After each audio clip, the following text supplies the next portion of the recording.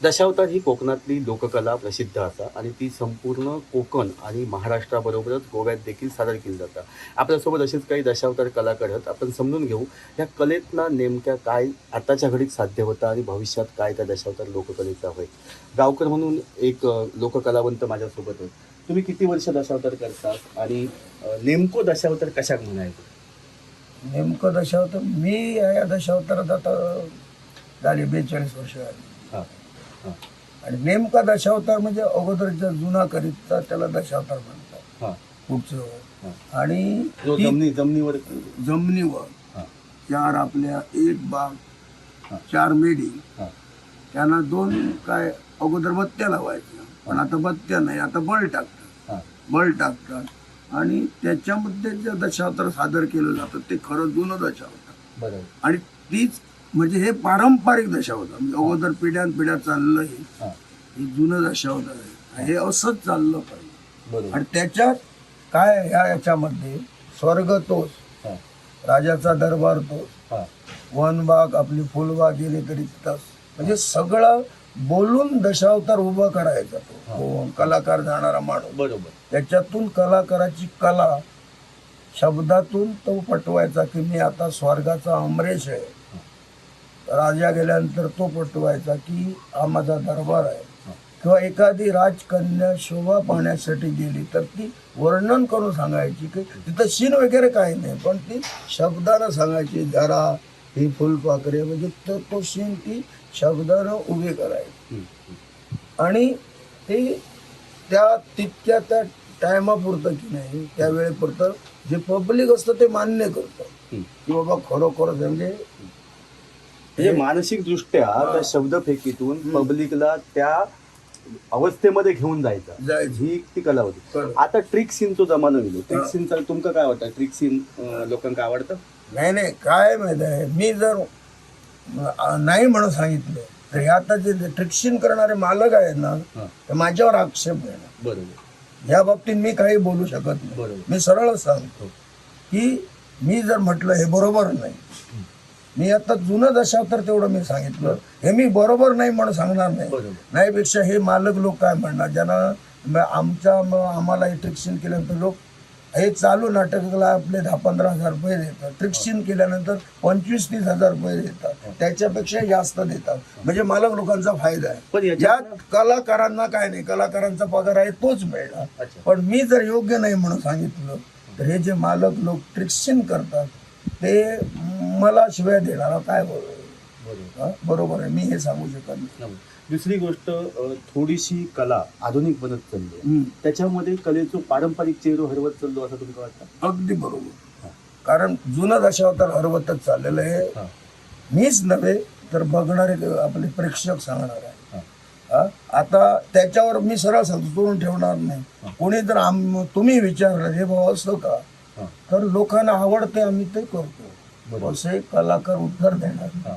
हे आता लोकांना पाहिजे ना, कारण जग पुढे गेलं, लोकांकडून आम्हाला प्रोत्साहन मिळतं, लोकांच्या इच्छेनुरूप आम्ही बदल घडवला, हे कलाकार उत्तर देणार कोणी असला तरी. बरोबर. पण लोकांची मागणी आहे ट्रिक सीनची आणि ह्या आधुनिक पद्धतीची लोकांची मागणी आहे ठराविक आहे. पण हे जुना जर दशावतार आहे का ना त्याची आवड कधी दूर होणार नाही. अजूनही जर आता टायमिंगमुळे आता रात्रभर बघण्याची कोणाची कुवत नाही.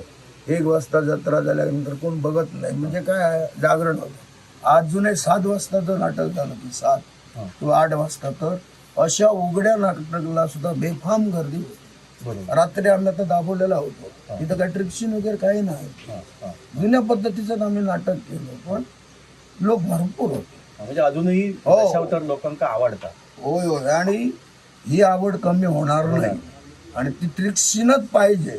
ट्रिक्शिन हे फक्त ह्याच्यासाठी. पारंपरिक दशावतारामध्ये पुरुष पात्र हीच व्यक्ती महिला पात्र सादर करायची, परंतु आता काही महिलांनी देखील दशावताराच्या कंपन्या काढलेल्या आहेत. तुमका काय वाटतं की त्या बाबतीत तुमचं म्हणणं काय ना तसं काय ना, पण ते अगोदर हे पुरुष मंडळी घेत आपले स्त्री आपले माणसं काम करत नाही. ते का कारण काय, शक्यतो हे प्रयोग देवालयात व्हायचा. समजा त्या कलाकाराची जर पाळी वगैरे असली तर तो प्रयोगात काम कोण करणार? बरोबर. म्हणून ती अगोदरपासून प्रथा पडली की देवस्थानाशी या आपल्या दशावताराचा संबंध असल्या कारणानं तिथं शिवाशिवीचं वगैरे काही चालत नाही ना.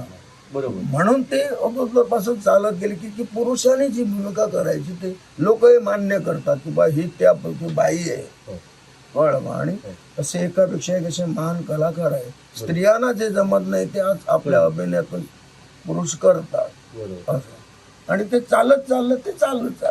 तुमका काय वाटतं की ही जी परंपरा असा आपली ती कशा पद्धतीने आता पुढे जावं हवी? नवीन पिढीत तुम्ही काय सांगशाल? नवीन पिढीत म्हणजे काय, आता जरी किती सुधारणा झाली तर नवीन पिढीत एकच, जुना जर दशावतार असला तर तुम्ही गमावू नका. हे तसं राहिलं पाहिजे. आता अनेक लोककला आल्या बघा, अनेक लोककला आल्या. त्या लोककला काय केलं त्यांनी, जरी इतरत्र सुधारणा झाली तरी जा काय आपल्या कलेचा गाभा जो आहे त्याच्यात बदल केला नाही. ही दशावतार कला जी जुनी आहे ती जशाच तशी राहिली पाहिजे अशी आमची इच्छा. बरोबर. खरं म्हणजे कारण या दशावतारी कलेत जे आमचे भाग असतात त्या प्रत्येक भागात आपल्या समाजाची, आपल्या संस्कृतीची, आपल्या देवाचा असं काही ना काहीतरी आदर आहे. म्हणजे प्रत्येक नाटकात आदर ठेवलेला आहे.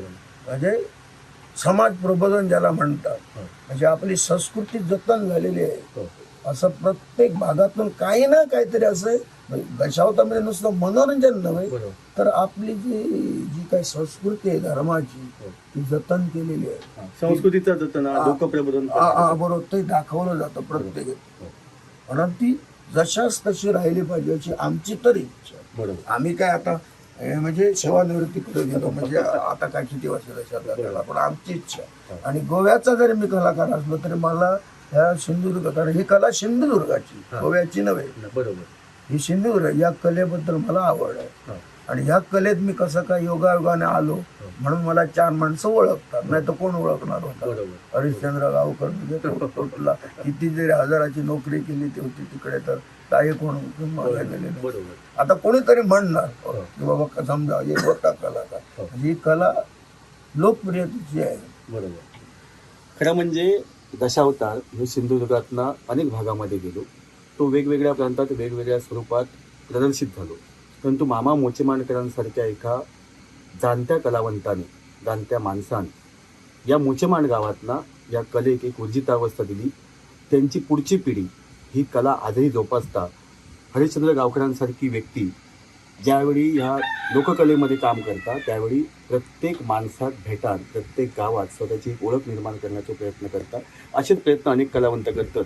आणि ती कला यापुढे देखील पारंपरिक पद्धतीने जोपासली जावी. मग त्याच्यामध्ये आधुनिकता तर येणारच आहे, परंतु देखील त्याचा जो पारंपरिक बाज आहे तो तसंच जोपासली जावं अशी ही सामान्य कलावंतांची भावना आणि ती जोपासली जाईल अशी देखील आपण अपेक्षा व्यक्त करून थांबूया. म्हणून की नाही थांबू नका म्हणून एक म्हणून ह्या कंपनीत की नाही आम्ही त्याच्यावर जोर दिला नाही. अजून ट्रिक्शिन वगैरे नाही या कंपनीत. अच्छा.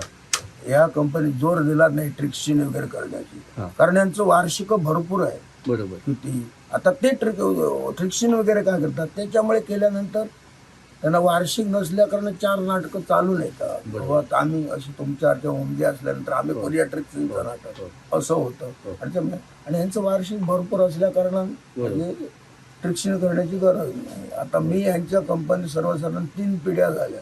मामा मोचेमाडकर असताना त्यांचा मुलगा आणि त्यांचा नातू या 3 कारकिर्दीत मी काम करतोय. 36 वर्ष झाली या कंपनी.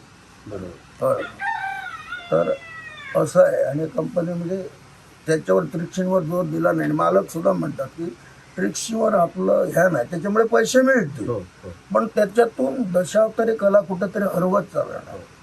कारण सगळे मुखवटे जशाच तसं राहिलं पाहिजे म्हणून आमच्या मालकाने ट्रिक्शिनवर जास्त जोर दिला नाही. केलं तर त्यांना पैसे मिळाले असते, आणखी नाटकं चालू नसली असती भरपूर, पण त्यांनी ते दिलं नाही. ह्याच्यासाठी तर आपली जुनी कला ती जुनी कला राहिली पाहिजे म्हणून त्यांनी ट्रिक्शिनवर जोर दिला नाही. थोडक्यात मामांची परंपरा पुढे चालू ठेवण्याचं काम कारण ट्रिक्शिन करणं म्हणजे आता का मोठंसं नव्हे. ऑर्डर दिली की झाली. नेरूर सारख्या ठिकाणी ट्रिक्शिन करतात. अमुक नाटक आहे त्यांना फक्त सांगितलं की झालं की या नाटकात नव्हे. त्यांचं काय होत बिदाच्या दिली की ट्रिक्शिन मिळते. बरोबर. असं काय. बरोबर. तेव्हा ते थोडक्यात कलेवर आक्रमणही होणारच आहेत, परंतु त्या कलेतलो पारंपरिक बाज जोपासणं हे आपल्या प्रत्येकाचा काम आहे, असा ह्या कलावंतांचा म्हणणं. त्यामुळे म्हाकाही वाटतं की कोकणाची ही परंपरा मामा मोचेमाडकरांसारख्या जाणत्या कलावंतांची जोपासल्यात ती अशीच पुढे चालू राहावी आणि परंपरा अशीच टिकाण राहावी. तुम्ही पळयतात गोवा न्यूज हब.